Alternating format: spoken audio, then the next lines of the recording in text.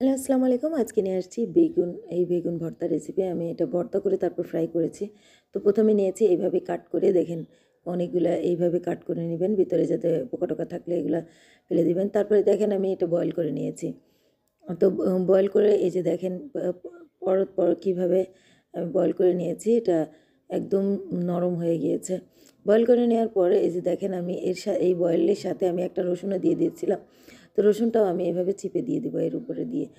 তো দেখতে পাচ্ছেন আমার রসুনটা খুব ইজিলি বের হয়ে আসছে।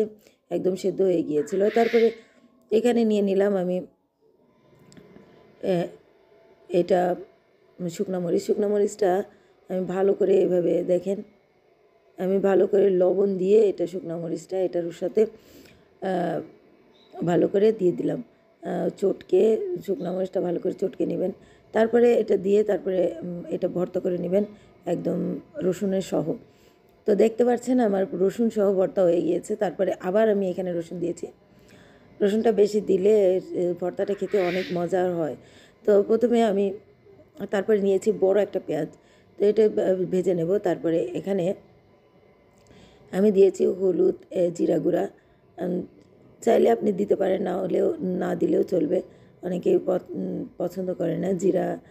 তো আমি হলুদ আর জিরা গুঁড়া দিয়ে এখানে আমি একসাথে এটাকে ভেজে নিয়েছি। দেখতে পাচ্ছেন? তো এখন আমি এই বেগুনের ভর্তাটাকে আমি ভালো করে এটা তেলের সাথে একদম মিক্স করে নেব। এই ভর্তাটা খেতে যে কী যে মজা! যারা ভর্তা লাভার তাদের জন্য তো এটা অনেক ভালো একটা ভর্তা। তারপর দিয়ে দিলাম ধনেপাতা কুচি। যারা ধনেপাতা অ্যাভয়েড করতে চান, ধনেপাতার গন্ধ পছন্দ না, তারা ধনেপাতা অ্যাভয়েড করুন। তারপর ৫ মিনিট ভালো করে ভেজে লাল, লাল করে নিয়েছি। এই যে দেখতে পাচ্ছেন?